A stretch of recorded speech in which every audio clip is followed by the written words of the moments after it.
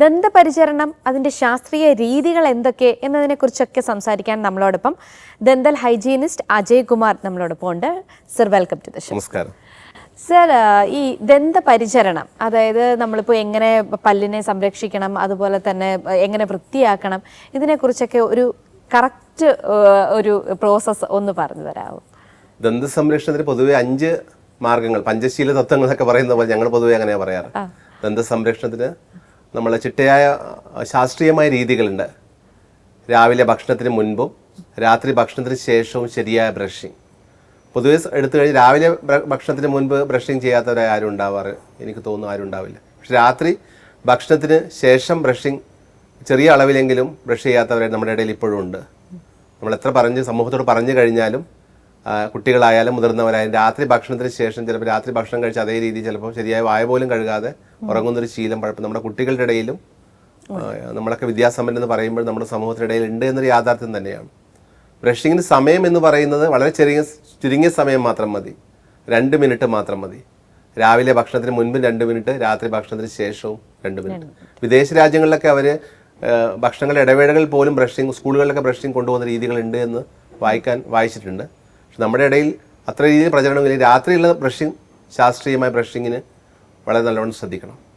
ഈ ദന്തപരിചരണവുമായി ബന്ധപ്പെട്ട് എല്ലാവർക്കും ഒരു സംശയമായിരിക്കും, ഏത് ടൂത്ത് പേസ്റ്റ് ആണ് ഏറ്റവും നല്ലത്? കാരണം ഒരുപാട് ടൂത്ത് പേസ്റ്റുകൾ വിപണിയിലുണ്ട്. അപ്പോൾ ഏതായിരിക്കും നല്ല ടൂത്ത് പേസ്റ്റ്, ഏതാണ് നന്നായിട്ട് നമുക്ക് സംരക്ഷണം തരുന്നത് എന്നുള്ളതിനെ കുറിച്ചൊന്ന് പറയാം. വിപണിയിൽ പല രീതിയിലുള്ള പേസ്റ്റുകൾ ഇന്ന് സുലഭമാണ്. പ്രത്യേകിച്ച് ഞങ്ങളെ പറയുന്നത് വൈറ്റ് പേസ്റ്റ്. അത് വൈറ്റ് പേസ്റ്റ് തന്നെ ഉപയോഗിക്കുന്നത് ഏറ്റവും നല്ലത്. പലപ്പോഴും നമ്മൾ ജെൽ പോലുള്ള പേസ്റ്റുകൾ, സിലിക്കൊക്കെ ആഡ് ചെയ്ത പേസ്റ്റുകൾ സ്ഥിരമായി ഉപയോഗിക്കുമ്പോൾ പല്ലുകളിൽ കറ രൂപാന്തരപ്പെടുന്നത് ശ്രദ്ധയിൽപ്പെട്ടിട്ടുണ്ട്. അതുകൊണ്ട് തന്നെ പൊതുവെ നിർദ്ദേശിക്കാനുള്ളത് വെള്ള നിറത്തിലുള്ള പേസ്റ്റുകൾ വളരെ കുറഞ്ഞ അളവിൽ എടുത്താൽ മാത്രം മതി. ബ്രഷിൻ്റെ ബ്രിസിൽസുകളാണ് പല്ലുകളെ ഓരോ പല്ലുകളിലും ബ്രിസിൽസ് 2-3 തവണ നമ്മൾ ബ്രഷ് ചെയ്യുമ്പോൾ തട്ടിയിരിക്കണം. അപ്പോൾ പലപ്പോഴും പേസ്റ്റ് എടുക്കുമ്പോൾ തന്നെ ബ്രിസിൽസിലേക്കൊന്ന് അമർത്തി വെക്കുന്നതിന് ശ്രദ്ധിക്കണം. പേസ്റ്റ് വളരെ കുറച്ച് മതി. ഒരു ഘടകം മാത്രമാണ്, പല്ല് ബ്രഷിങ്ങിൻ്റെ ഒരു ഘടകം മാത്രമാണ് പേസ്റ്റ് എന്ന തിരിച്ചറിവ് നമുക്കുണ്ടായിരിക്കണം. കുട്ടികൾക്ക് പ്രത്യേകതരം പീഡിയാട്രിക് പേസ്റ്റുകൾ ഇന്ന് വിപണിയിൽ ഫ്ലൂറൈഡൊക്കെ ചേർത്ത പേസ്റ്റുകളുണ്ട്. പലപ്പോഴും കുട്ടികളുടെ പ്രശ്നം എന്ന് പറയുന്നത് ഈ പേസ്റ്റുകൾ ചില എരിവ് പോലുള്ളൊരു മിൻറ്റ് ഫ്ലേവറൊക്കെ വരുമ്പോൾ ഒരു പൊള്ളൽ നീറ്റ ചിലപ്പോഴെങ്കിലും അനുഭവം ഫ്രഷ്നെസ്സിന് വേണ്ടി ചേർക്കുന്നതാണ്. പക്ഷേ കുട്ടികൾ നമ്മുടെ മുതിർന്നവരുടെ പേസ്റ്റ് ഉപയോഗിക്കുമ്പോൾ അവർക്ക് ആ അസഹനീയത കൊണ്ട് പലപ്പോഴും ബ്രഷിൽ നിന്ന് വിമുഖരാവാൻ സാധ്യതയുണ്ട്. അതുകൊണ്ട് കുട്ടികളുടെ പേസ്റ്റുകൾ, ഫ്ലേവേഴ്സ് ഒക്കെയുള്ള ചോക്ലേറ്റ്സ് ഒക്കെയുള്ള പേസ്റ്റുകൾ ഇന്ന് പീഡിയാട്രിക് പേസ്റ്റുകൾ നമുക്ക് അവൈലബിൾ ആണ്. പീഡിയാട്രിക് ബ്രഷുകളും ഉണ്ട്, കാർട്ടൂണിൻ്റെ കൈപ്പിടിയൊക്കെയുള്ള ബ്രഷുകളൊക്കെ. കുട്ടികൾ ബ്രഷിങ് താല്പര്യമാക്കാൻ വേണ്ടി അത്തരത്തിലുള്ള പേസ്റ്റുകളും ബ്രഷുകളൊക്കെ ഉപയോഗിക്കുന്നതായിരിക്കും നല്ലത്. അതോടൊപ്പം നമ്മൾ രക്ഷിതാക്കൾ ചെയ്യുന്ന കൂടെ തന്നെ അവരെ ചെറിയ കുട്ടികളായിരിക്കുമ്പോൾ ഒരേ സമയത്ത് തന്നെ ചെയ്യുന്നൊരു ശീലം.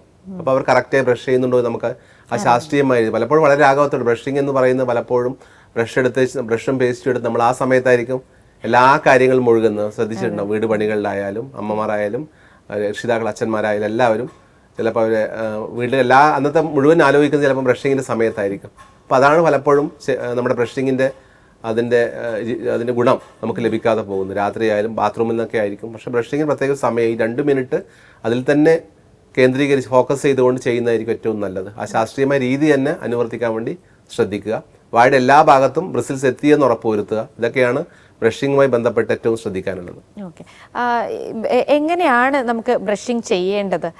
അതായത് ബ്രഷിങ് ചെയ്യേണ്ട ഒരു രീതി ഉണ്ടല്ലോ, ഇപ്പോൾ കുട്ടികൾക്കായിരുന്നാലും മുതിർന്നവർക്കായിരുന്നാലും, അതെങ്ങനെയാണെന്ന് ഒന്ന് പറയാമോ?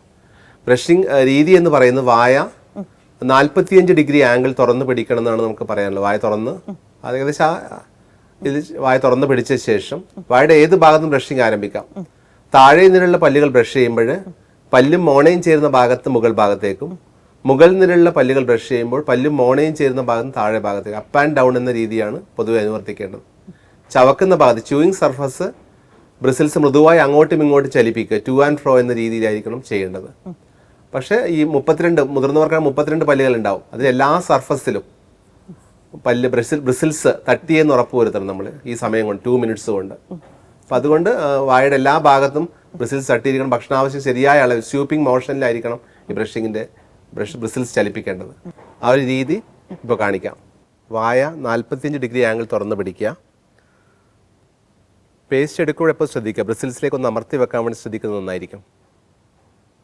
ഒരു വളരെ കുറച്ച് മാത്രം പേസ്റ്റ് മതി, ബ്രിസിൽസ് മുഴുവൻ എടുക്കണമെന്നില്ല. വളരെ കുറച്ച് പേസ്റ്റ് എടുക്കുക,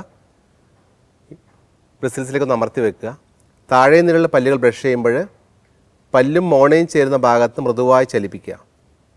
മുകളിൽ നിന്നുള്ള പല്ലുകൾ പല്ലും മോണയും ചേരുന്ന ഭാഗത്ത് താഴെ ഭാഗത്തേക്ക് അപ്പ് ആൻഡ് ഡൗൺ എന്ന രീതിയിൽ. പക്ഷേ എല്ലാ പല്ലുകളിലും 3 തവണയെങ്കിലും ബ്രിസിൽസ് തട്ടിയെന്ന് ഉറപ്പുവരുത്തുക. ചവക്കുന്ന ഭാഗത്ത് ചെയ്യുമ്പോൾ ബ്രിസിൽ സ്ലോ ആയിട്ട് അങ്ങോട്ടും ഇങ്ങോട്ടും ചലിപ്പിക്കുക വേണ്ടത് വായ തുറന്ന് പിടിച്ചതിന് ശേഷം. അതൊക്കെ നമുക്ക് ഈ 45 ഡിഗ്രി വായ തുറന്ന് പിടിച്ച് ഇതൊക്കെ ചെയ്യാൻ വേണ്ടി പറ്റും. മുകളിൽ നിന്നുള്ള പല്ലുകൾ ബ്രിസിൽസ് മൃദുവായി ചലിപ്പിക്കുക. ടു ആൻഡ് ഫ്രോ അങ്ങോട്ടും ഇങ്ങോട്ടും ചലിപ്പിക്കുക. പക്ഷേ വായുടെ എല്ലാ ഭാഗത്തും എല്ലാ പല്ലുകളിലും ബ്രിസിൽസ് 3 തവണയെങ്കിലും തട്ടിയെന്ന് ഉറപ്പുവരുത്തണം. 2 മിനിറ്റ് മാത്രം മതി ബ്രഷിങ്ങിൻ്റെ സമയം എന്ന് പറയുന്നു. നാക്കും അതേപോലെ നമുക്ക് ബ്രഷിൻ്റെ പിറകിലെ ഡോട്ട് ഉപയോഗിച്ച് തന്നെ നാക്കും വൃത്തിയാക്കാം. കുട്ടികളിലാണെങ്കിൽ റൗണ്ട് വൃത്താകൃതിയിൽ നമുക്ക് ബ്രിസിൽസ് ചലിപ്പിച്ചാൽ മാത്രം മതി. റൗണ്ട് എന്ന ആക്ഷനിൽ പറഞ്ഞു കൊടുക്കും. പക്ഷേ കുട്ടികൾ മുതിർന്നവരാകുമ്പോൾ 5 വയസ്സൊക്കെ കഴിയുമ്പോൾ നമുക്ക് ശാസ്ത്രീയമായ ബ്രഷിംഗ് രീതി, അപ്പ് ആൻഡ് ഡൗൺ എന്ന രീതി അവരെ പറഞ്ഞ് മനസ്സിലാക്കാം. 3 തരത്തിലുള്ള ബ്രഷാണ് ഉള്ളത്: മീഡിയം, സോഫ്റ്റ്, ഹാർഡ്. ആരോഗ്യമുള്ളൊരു വ്യക്തി സാധാരണ നമുക്ക് സോഫ്റ്റ് ബ്രഷ് മാത്രം ഉപയോഗിച്ചാൽ മതി. അതുപോലെ തന്നെ സാർ, ഈ ദന്തൽ ഫ്ലോസിങ് ചെയ്യുന്ന ആൾക്കാരുണ്ടല്ലോ, അപ്പോൾ അത് എത്രത്തോളം നല്ലതാണ്? ഫ്ലോസിങ് നിർബന്ധമാണ്. ബ്രഷിംഗ് പോലെ തന്നെ ഏറ്റവും വളരെ പ്രധാനപ്പെട്ടതാണ് ഡെന്റൽ ഫ്ലോസിങ്. പലപ്പോഴും നമ്മുടെ ഇടയിൽ പല്ലുകൾക്ക് വിടവ് വന്ന് പ്രശ്നങ്ങൾ മോണരോഗമൊക്കെ വരുമ്പോഴാണ് ഫ്ലോസിംഗുമായിട്ട് നമ്മൾ അതിനെക്കുറിച്ച് അറിയുന്നത് തന്നെ.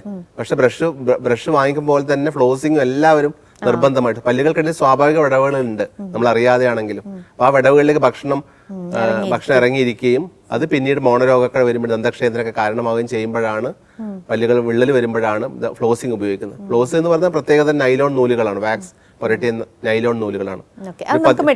മെഡിക്കൽ സ്റ്റോറുകളിലൊക്കെ തന്നെ ബ്രഷ് വാങ്ങിക്കുന്ന എല്ലാ മാളുകളിലും മെഡിക്കൽ സ്റ്റോറുകൾ അവൈലബിൾ ആണ്. വലിയ പൈസയുള്ള സാധനമല്ല. ഒരു ഫ്ലോസ് വാങ്ങിച്ചാൽ നമുക്കൊരു കുടുംബത്തിന് 2-3 മാസം 6 മാസത്തോളം ഉപയോഗിക്കാൻ പറ്റും എല്ലാവർക്കും. നടുവരം ചുറ്റിപ്പിടിക്കുക, ചൂണ്ടുവരൽ സപ്പോർട്ട് ചെയ്തുകൊണ്ട് ഓരോ പല്ലുകളുടെയും വിടവുകളിൽ വളരെ സ്ലോ ആയിട്ട് മൂവ് ചെയ്യുക. അപ്പം നമുക്ക് ഭക്ഷണാവശിഷ്ടം നീക്കം ചെയ്യാൻ പറ്റും. മോണക്ക് പോറില്ലാതെ തന്നെ ഭക്ഷണാവശിഷ്ടങ്ങളെ നീക്കം ചെയ്യാൻ വേണ്ടി സാധിക്കും. അതൊരു മിനിറ്റ് കൊണ്ട് നമുക്ക് എല്ലാ പല്ലുകളും ക്ലോസ് ചെയ്യാൻ പറ്റും. ക്ലോസിങ്ങിന് ശേഷമായിരിക്കണം ബ്രഷിംഗ് ചെയ്യേണ്ടത്.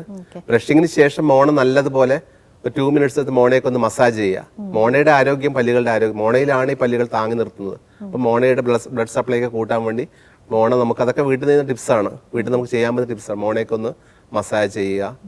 അതിനുശേഷം നമുക്ക് ഇളം ചൂടുവെള്ളത്തിൽ ഉപ്പിട്ട് വായ ഒന്ന് കഴുകുക. വായനാറ്റൊക്കെ നമുക്ക് ദന്തക്ഷയൊക്കെ ഈ ബാക്ടീരിയകളൊക്കെ ചെറുക്കാൻ വേണ്ടി മറ്റൊരു ഔഷധം പോലെ തന്നെ പ്രധാനമാണ്.